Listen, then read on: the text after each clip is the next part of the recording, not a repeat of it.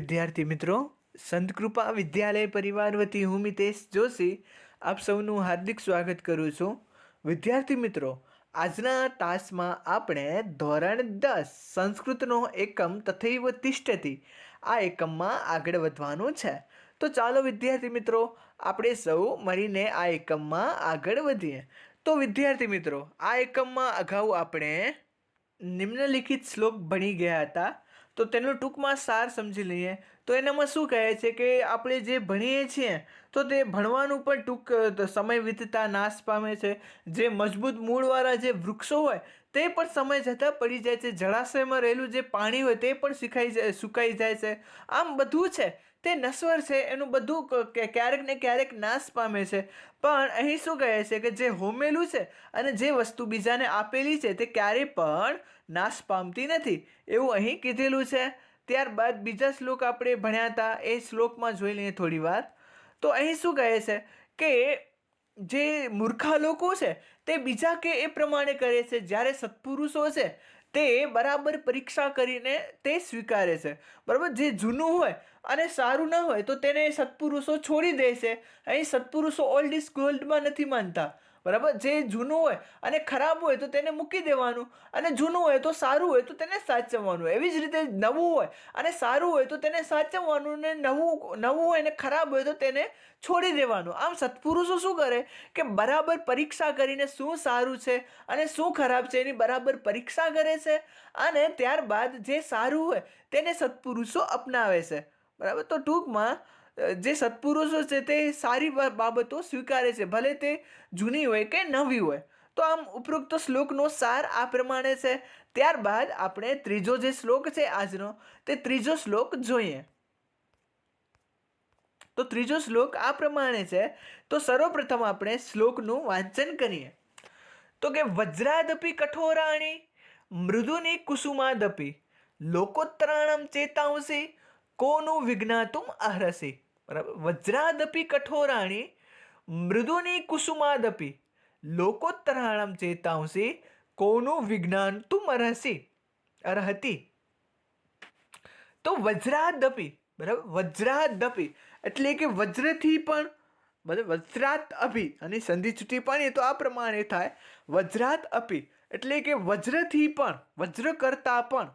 ત્યારબાદ કઠોરાણી એટલે કે મજબૂત, કઠોર. બરાબર, વજ્ર કરતા પર કઠોર. ત્યારબાદ મૃદુની એટલે કે કોમળ. ત્યારબાદ કુસુમાતપી, બરાબર, ફૂલ કરતાંય પણ, બરાબર, ફૂલ કરતાંય પણ કોમળ. તો કે વજ્રથી પણ કઠોર અને ફૂલથી પણ કોમળ. બરાબર, વજ્રથી પણ કઠોર અને ફૂલથી પણ કોમળ. આ બધું ઊંધું છે. તો કઠોરતામાં કોના જેવું? તો કે વજ્ર જેવું કઠોર. અને કોમળતામાં કોના જેવું? તો કે ફૂલથી પણ કોમળ. ત્યારબાદ લોકોત્તરાણમ ચેતાંસી. બરાબર, લોકોત્તરાણમ એટલે કે સામાન્ય લોકોથી ચડિયાતી કોટીના માણસોના. બરાબર, ઉત્તરાણમ લોકો અને ઉત્તરાણમ એટલે કે તેનાથી આગળના જે સામાન્ય લોકો છે તો તેનાથી ઉત્તર એટલે કે તેનાથી ચડિયાતી કોટીના માણસોના. બરાબર, સામાન્ય લોકો છે તો તેનાથી ચડિયાતી કોટીના માણસોના. ત્યારબાદ લોકોત્તરાણમ ચેતાંસી. બરાબર, લોકોત્તરાણમ એટલે કે સામાન્ય લોકોથી ચડિયાતી કોટીના માણસોના. ત્યારબાદ ચેતાંસી એટલે કે મનને.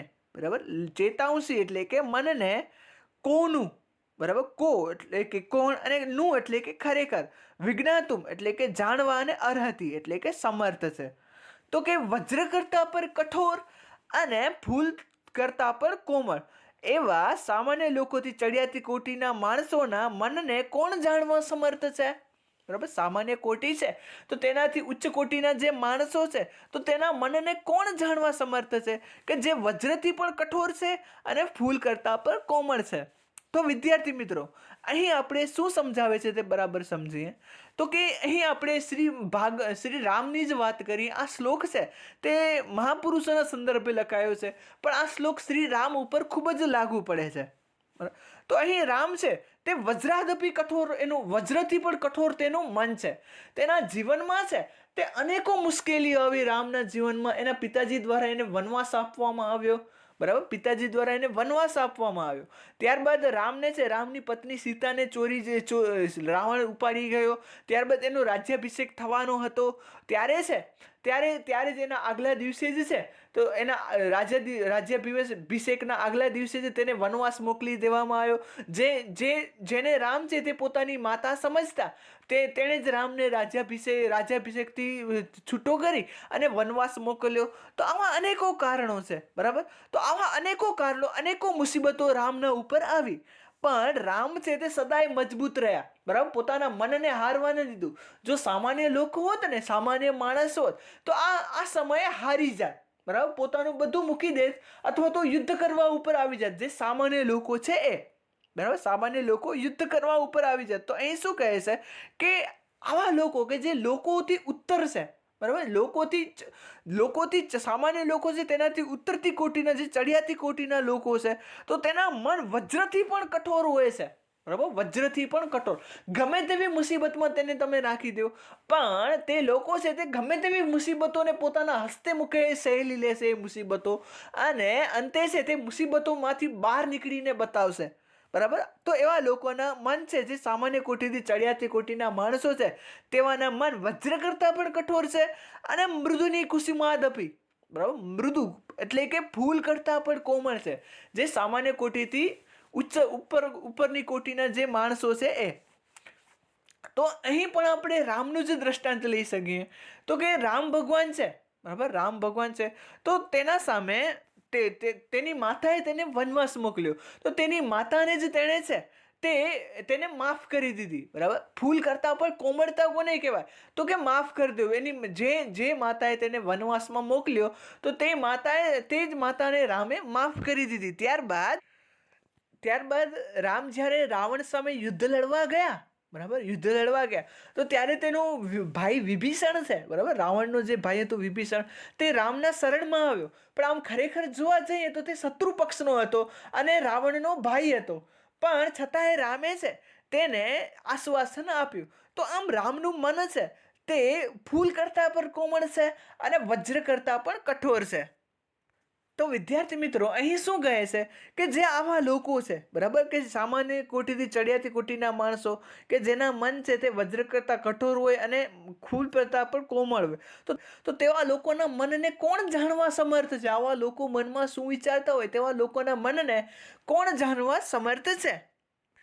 વિદ્યાર્થી મિત્રો, આ બાબતે બીજું મહાત્મા ગાંધીનું પણ ઉદાહરણ લઈ શકાય.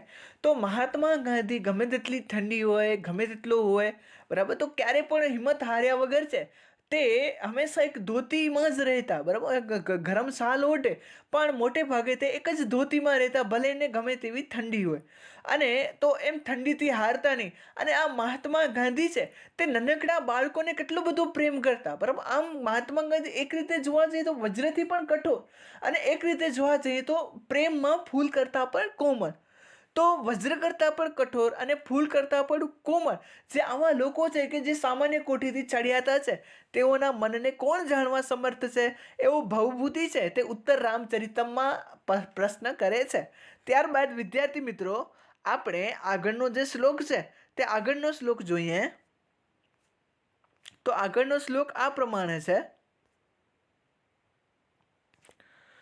તો કે અન્યસ્માદ લબ્ધપદો નીચઃ પ્રાયેણ દુસહો ભવતિ, બરાબર. અન્યસ્માદ લબ્ધપદો નીચઃ પ્રાયેણ દુસહો ભવતિ રવિરપી ન દગતિ તાદૃક યાદૃક દગતિ વાલુકાની કરહ, બરાબર. અન્યસ્માદ લબ્ધપદો નીચઃ પ્રાયેણ દુસહો ભવતિ રવિરપી ન દહતિ તાદૃક યાદૃક દહતિ વાલુકાની કરહ. બહારનો શ્લોક છે. તો અહીં શું કહે છે કે અન્યસ્માત એટલે કે બીજી વ્યક્તિ પાસેથી, અને લબ્ધપદ એટલે કે કોઈ ઊંચું પદ મેળવનાર છે એવો, બરાબર. લબ્ધપદ એટલે કે ઊંચું પદ મેળવનાર. લબ્ધપદ એટલે કે જેણે ઊંચું પદ મેળવ્યું છે એવો, અન્ય પાસેથી ઊંચું પદ મેળવનાર. અને ત્યારબાદ નીચ એટલે કે નીચ માણસ, બરાબર. અન્ય બીજી વ્યક્તિ પાસેથી ઊંચું પદ મેળવનાર નીચ માણસ. પ્રાયેણ એટલે કે મોટે ભાગે, બરાબર. પ્રાયેણ એટલે કે મોટે ભાગે. અને દુસહો એટલે કે અસહ્ય, બરાબર. દુસહો જેને સહી ન શકાય, અસહ્ય, અને ભવતી એટલે કે બની જાય છે, અથવા અર્થાત બીજી વ્યક્તિ પાસેથી ઊંચું પદ મેળવનાર માણસ મોટે ભાગે અસહ્ય બની જાય છે, બરાબર. નીચ માણસ મોટે ભાગે અસહ્ય બની જાય છે. અને આગળ શું કહે છે? રવિરપી, બરાબર, એટલે કે સૂર્ય પણ તાદ્રુક એટલે કે તેટલો, ન દહતી એટલે કે બાળતો નથી, બરાબર. સૂર્ય પણ તેટલો બાળતો નથી. યાદૃક એટલે કે જેટલો, દહતી એટલે કે બાળે છે, અને વાલુકાનિકર એટલે કે રેતીનો ઢગલો. તો સૂર્ય પણ તેટલો બાળતો નથી, તેટલો છે તે રેતીનો ઢગલો બાળે છે. તો અહીં પહેલા શું સમજાવે છે કે બીજી વ્યક્તિ પાસેથી ઊંચું પદ મેળવનાર માણસ મોટે ભાગે અસહ્ય બની જાય છે. તો વિદ્યાર્થી મિત્રો, અહીં એવા લોકોની વાત છે કે જેને બીજા પાસેથી, જે ઉચ્ચ પદવાળા વ્યક્તિઓ છે, તો તેવા વ્યક્તિઓ પાસેથી કોઈ એક પદ એને આપવામાં આવ્યું છે, બરાબર. જે ઉચ્ચ પદવાળા જે લોકો છે તે વ્યક્તિઓને તેના દ્વારા કોઈ એક પદ આપવામાં આવ્યું છે, અને તે વ્યક્તિ છે તે નીચ છે, બરાબર, એટલે કે ખરાબ માણસ છે. તો એ ખરાબ માણસને જે ઉચ્ચ લોકો છે, તો તેના દ્વારા કોઈ પદ આપવામાં આવ્યું છે, તો તે લોકો મોટે ભાગે અસહ્ય બની જાય છે, બરાબર. તે લોકો મોટે ભાગે અસહ્ય બની જાય છે. તો સામાન્ય રૂપથી અહીંયા આપણે એક પોલીસવાળાનું ઉદાહરણ સમજીએ. તો કે એક નીચ વ્યક્તિ, બરાબર, નીચ વ્યક્તિ આમ સ્વભાવે એ નીચ છે, તો એ સ્વભાવ સરકાર કોઈ કારણોસર તેને પોલીસવાળો બનાવવામાં આવે છે. તો હવે એ પોલીસવાળો છે તે જે નીચ માણસ તો છે જ, તો એ બીજા સામે શું કરશે? તો કે નીચતા જ ફેલાવશે, બરાબર. સરકાર એટલે એક ઉચ્ચ પદમાં જે સરકાર છે, તો તેના દ્વારા તેને જે પોઝિશન મળી છે, તેને જે પદવી મળી છે, તો તેના દ્વારા તે શું કરશે? તો કે નુકસાન જ કરશે. એના દ્વારા તે છે તે બીજાઓને દુઃખ જ આપશે, બીજાઓ માટે તે અસહ્ય બનશે. એવો નીચ માણસ.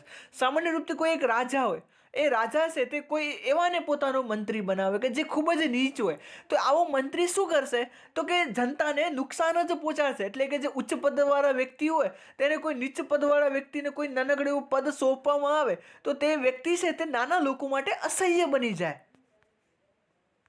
આપણે આપણા ક્લાસની જ વાત કરીએ, બરાબર. કોઈ એક ખરાબ છોકરો હોય અથવા કોઈ એક છોકરો હોય, તો તે છોકરો સ્વભાવમાં થોડો ગુસ્સાવાળો હોય, તો તેને શિક્ષક જો મોનિટર બનાવી દે, બરાબર, શિક્ષક પાસે સત્તા છે, શિક્ષક ઉચ્ચ પદમાં છે, તો તેને શિક્ષક જો એને મોનિટર બનાવી દે ને ગુસ્સાવાળો હોય, તો એ છોકરો બધે સામે ઝઘડા કરે, બરાબર. એ છોકરો બધે સામે ઝઘડા કરે.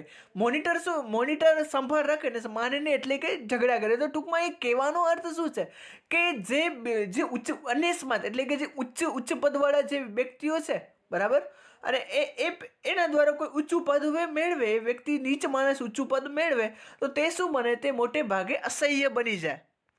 અને તેના ઉદાહરણમાં સમજાવે છે, એક ઉદાહરણ પણ આપે છે કે રવિરપીને દહતી તાદ્રુક એટલે કે સૂર્ય પણ તેટલો બાળતો નથી ને જેટલો રેતીનો ઢગલો બાળે છે.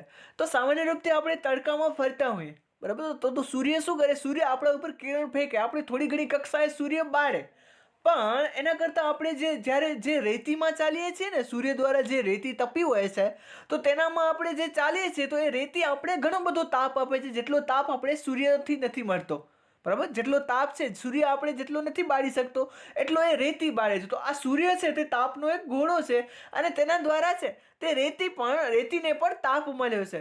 તો સૂર્ય એટલો નથી બાળતો, પણ તેના કરતાં પણ વધારે રેતી બાળે છે, જે સૂર્ય દ્વારા જ એને રેતી મળી છે. તો ટૂંકમાં એ કહેવાનો અર્થ છે કે જે બીજાઓ દ્વારા જે ઉચ્ચ પદ મેળવે છે એવા લોકો છે ને, તે મોટે ભાગે અસહ્ય બની જાય છે, તે સેવા યોગ્ય રહેતા નથી, અસહ્ય બની જાય છે. જેવી રીતે સૂર્ય છે, તો સૂર્યના તાપથી તપેલી રેતી સૂર્ય કરતાં પણ વધારે બાળે છે, બરાબર, સૂર્ય કરતાં પણ વધારે બાળે છે. જેના તાપથી તપી છે એ જ રેતી એના કરતાં પણ વધારે બાળે છે. તો આ પ્રમાણે વિદ્યાર્થી, અહીં નીચ લોકોની વાત કરવામાં આવી છે કે જે ઊંચું પદ મેળવીને લોકોને હેરાન કરે છે, એવા લોકોની, અને બરાબર ઊંચું પદ મેળવે છે અને અંતે લોકોને હેરાન કરે છે, બરાબર, રેતીની જેમ સૂર્ય દ્વારા તપે છે, બરાબર. સૂર્ય દ્વારા તાપ આપવો એનો ગુણધર્મ છે, સૂર્ય દ્વારા તપે છે, પણ જેટલો સૂર્ય આપણે નથી તાપતો તેનાથી પણ વધારે એ રેતી આપણે તાપે છે. તો આ પ્રમાણે આ પ્રકારના લોકોની અહીં વાત કરવામાં આવી છે. તો શું વિદ્યાર્થી મિત્રો, ઉપરોક્ત આવેલ આજના બે શ્લોકો તમને બરાબર સમજાણા ને? આશા છે ઉપરોક્ત 2 શ્લોકો તમને બરાબર સમજાઈ ગયા હશે.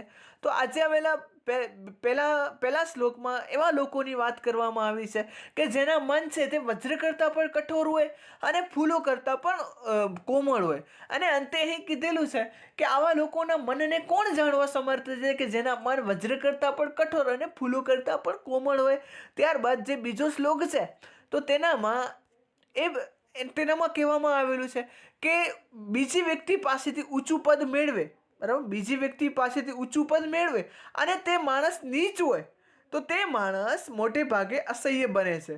અને તેનું ઉદાહરણ પણ એક આપેલું છે કે સૂર્ય પણ તેટલો બાળતો નથી, બરાબર, સૂર્ય પણ તેટલો બાળતો નથી જેટલો રેતીનો ઢગલો બાળે છે, બરાબર, જેટલો રેતીનો ઢગલો બાળે છે. તો શું વિદ્યાર્થી મિત્રો આજના આ 2 શ્લોકો તમને બરાબર સમજાયા ને? આશા છે કે આજના આ 2 શ્લોકો તમને બરાબર સમજાઈ ગયા હશે. તો આ સાથે આપણે આજનો આ તાસ છે તે અહીં પૂર્ણ કરીએ છીએ. શુભમ ભવેત, અસ્તુ.